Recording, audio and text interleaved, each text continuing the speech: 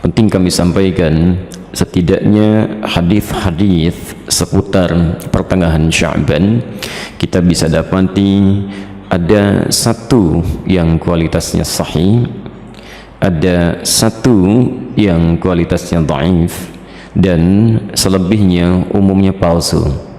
Ya, selebihnya umumnya palsu. Saya ambil contoh yang palsu misalnya.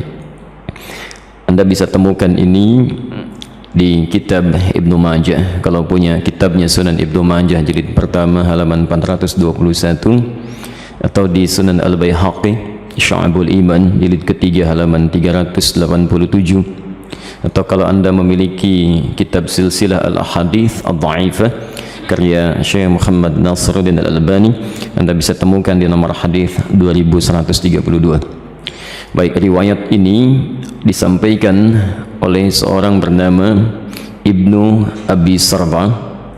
Beliau mengatakan menerima dari Ibrahim bin Muhammad, beliau menerima dari Muawiyah bin Abdullah bin Ja'far, disampaikan dan disandarkan pada sahabat Ali bin Abi Thalib. Alhamdulillah.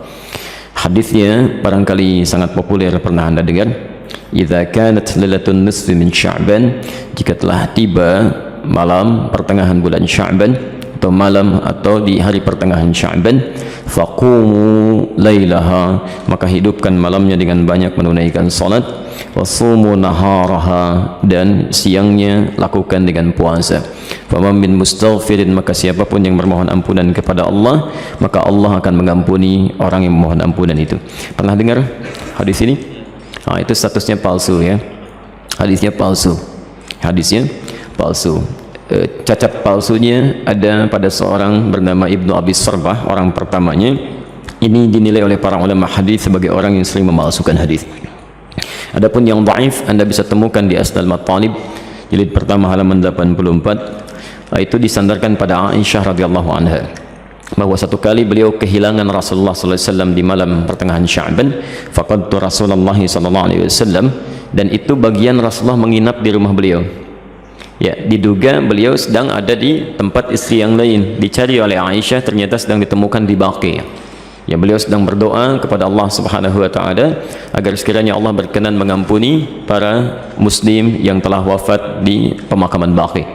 Ya, maka Rasulullah menyampaikan, katakanlah Aisyah, hari ini Allah mengamati kepada manusia dan mengampuni orang-orang memohonkan ampunan. Ini statusnya dhaif, tapi juga disahihkan oleh Syekh Muhammad Nasiruddin Al-Albani.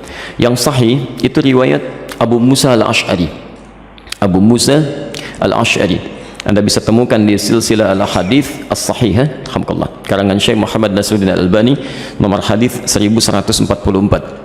Ini yang sahih, yang kalimatnya juga singkat ya, bahwa Nabi SAW menyampaikan Allah Subhanahu wa taala mengamati, bahasanya mengamati ya, kepada hambanya ya di malam pertengahan Sya'ban, ya, di malam pertengahan Sya'ban, dan mengampuni yang memohon ampunan sekalipun sebanyak bulu domba di sekuk kalem.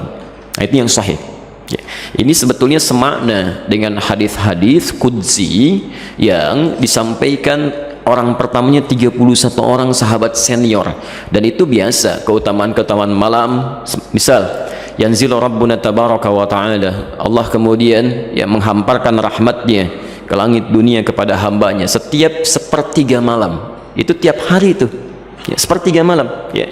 Maka Allah kemudian berfirman, faqala ya ibadi, hambaku, siapa yang memohon kepadaku aku akan berikan, siapa yang meminta aku akan kabulkan. Faman istaghfara liya, dan siapa mohon ampunan, faghafartu lahu, aku ampuni dia.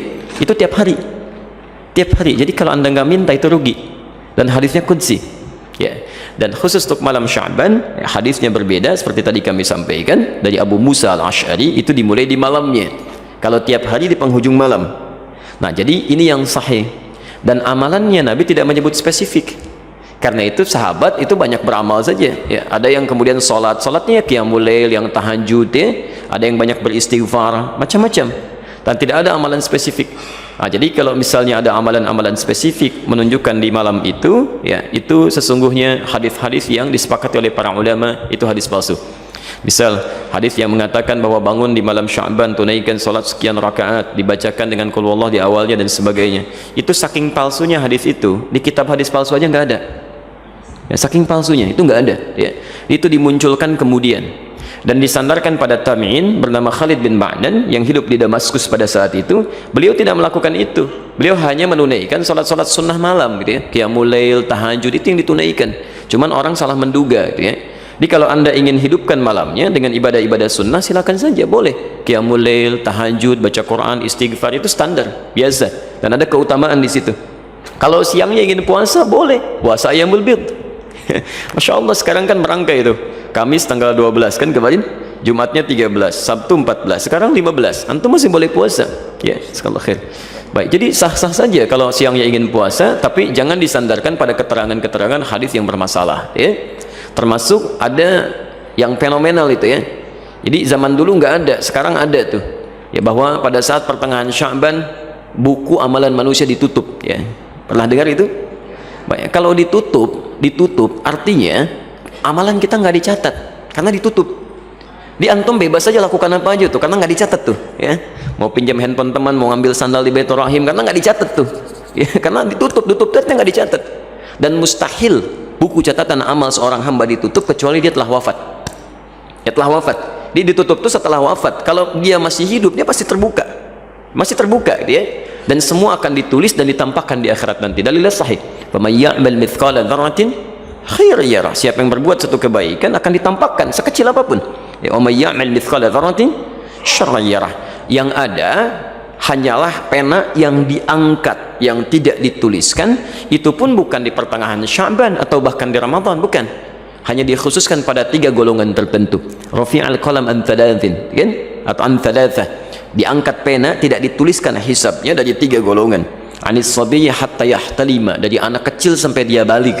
Jadi kalau anak kecil tidak sholat, dia nggak dihisab oleh Allah sebelum dia balik, itu diangkat penanya, tapi bukunya masih terbuka, catatannya ada ya.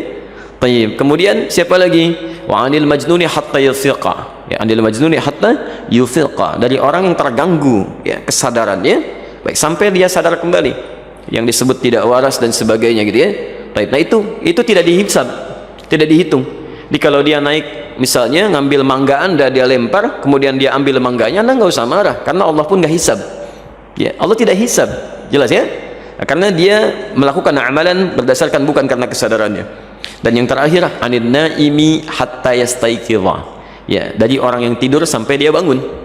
Jadi kalau misalnya ada di antara antum ya tertidur, kemudian subuh lewat sampai jam 10, itu belum dihisab tuh.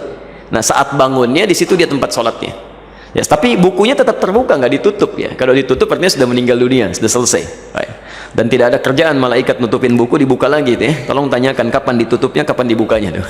Oke. Jadi itu diantara amalan-amalan yang barangkali penting untuk disampaikan. Jadi tidak sepenuhnya keliru juga beramal di pertengahan Sya'ban, tapi juga tidak sewajarnya jika kita melakukan amalan yang tidak pernah ada dalilnya ya, sekaligus juga tidak ada ketentuan dan contohnya, itu barangkali yang coba kita hindari. Kalau beramalnya silahkan, karena tuntunan umumnya ada, hadisnya dan sebagainya. Tapi amalan-amalan sunnah yang memang pernah diajarkan dan dicontohkan untuk dilakukan. Saya kira jelas ya.